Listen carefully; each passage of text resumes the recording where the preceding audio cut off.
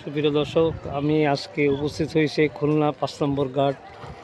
ঈশ্বর শিকদারের যে সাম্রাজ্য ছিল সেই এলাকায় নদীর পর ভৈরব নদী। এখন জোয়ার বাটা, এখন জোয়ার আসতেছে। এখান থেকে বিভিন্ন, এখানে ছিল একটি মিলন মেলা, এখানে ছিল মাছঘাট বিভিন্ন, তখন মাছ এখান থেকে আরও মানে টনকে টন মাছ আসতো, সেই ইলিশ মাছ, বিভিন্ন প্রজাতির মাছ। আজকে এই ঘাট ৫ নম্বর, ৬ নম্বর, ৭ নম্বর ঘাট ছিল একটি বিশাল, মনে করেন, লোকের সমাগম। এক কথা এখানে ছিল জমজমাটা। এখানে ছিল মাদক, অন্যান্য সহ সেগুলো এখনও নিবৃত্তি হয়নি, বরং এখনও পর্যন্ত সারা দেশের এইভাবে চলছে। অথচ একটি ট্রলার, এটা মাছ ধরার ট্রলার, মাছ এটাকে বহন করে, এটা ডুবিয়ে রাখা হয়েছে। কারণটা জানা যায়নি। আমি তালুকদার আব্দুল হান্নান। আজকে এমন একটি অবস্থায় আমি প্রকৃতিকে আমি সবসময় নিজেকে একটু প্রাধান্য দেই, এই কারণে মানুষের প্রকৃতি যে ভালোবাসে না সে মানুষের ভিতরেই গণ্য হয় না। কেননা প্রকৃতি হচ্ছে আল্লাহর সৃষ্টি।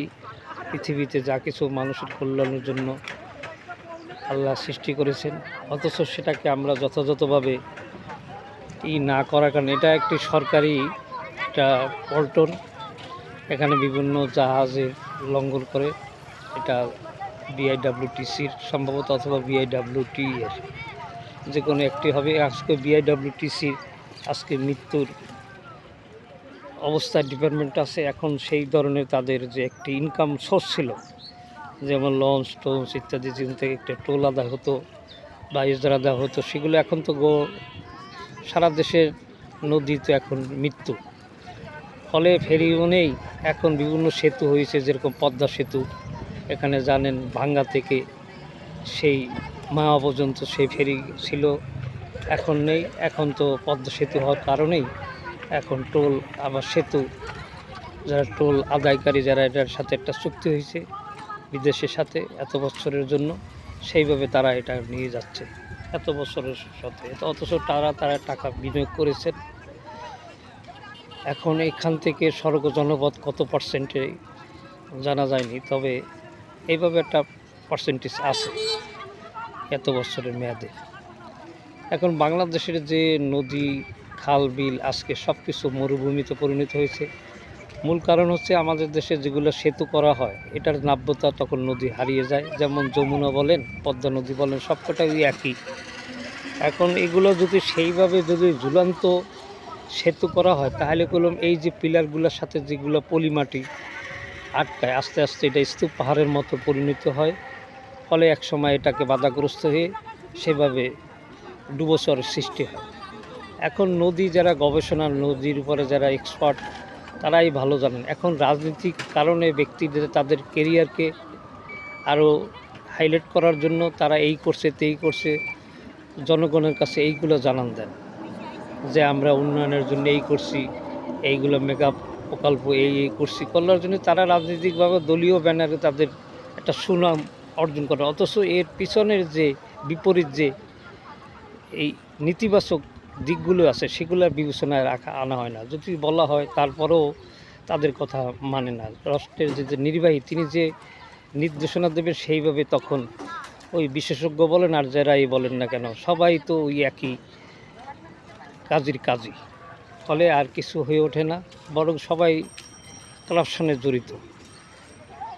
সব কিছু আপনারা জানেন, এই যে কারাপশনের ব্যাপারে বহু প্রতিবেদন, রিপোর্টিং হয়েছে, বিভিন্ন হয়েছে, অথচ আজ পর্যন্ত কোনো কিছুই এটার সুফল আসেনি। এই ৫৫ বছরে শুধু দুর্নীতি, চাঁদাবাজি, খুন, ধর্ষণ সহ।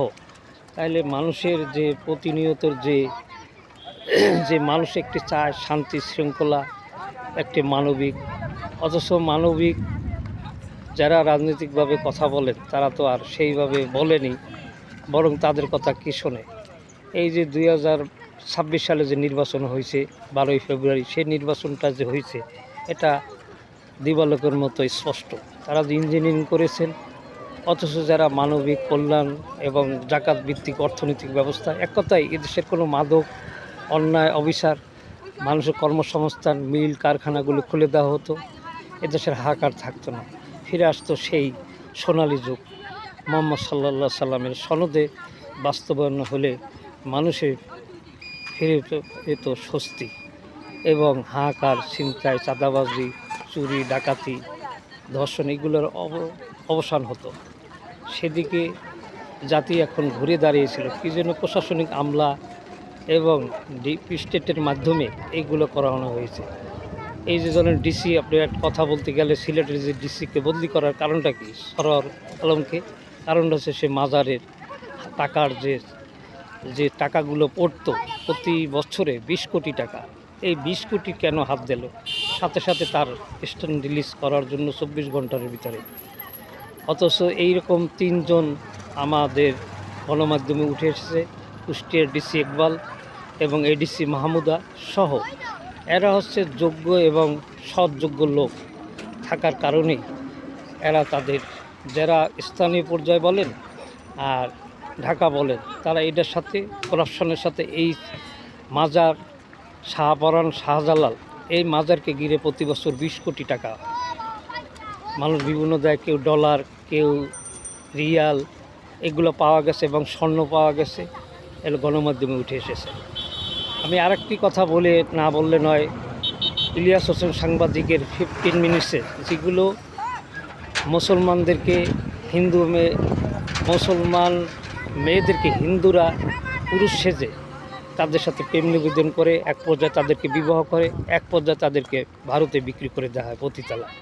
এই ধরনের কিছুদিন আগে সাতকানিয়া যে ঘটনা ঘটছে, যে চট্টগ্রাম সাতকানিয়ায়, এ ব্যাপারেও বাংলা এডিশন তুলে ধরেছেন সাতকানিয়া যে মুসলিম নারীদেরকে হিন্দু সাজিয়ে তাদের ভারতে এইভাবে করা হচ্ছে উপলব্ধ করে, অথচ তারা ঢোকে মুসলিম হিসাবে।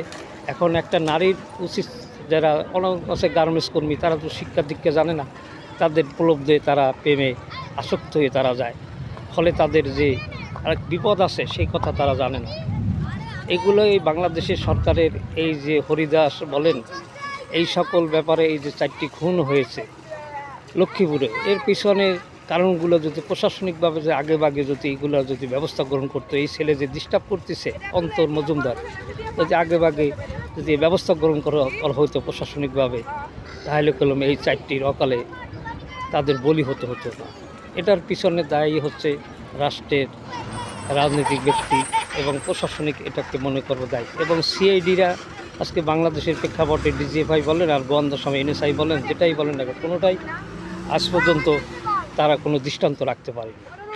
এটার মূল কারণ হচ্ছে একমাত্র কারণ হচ্ছে এগুলোর কারণে আজকে বলি হতে হচ্ছে মানুষের। আমি আর কথা বাড়াবো না, ভালো থাকেন, আল্লাহ হাফেজ।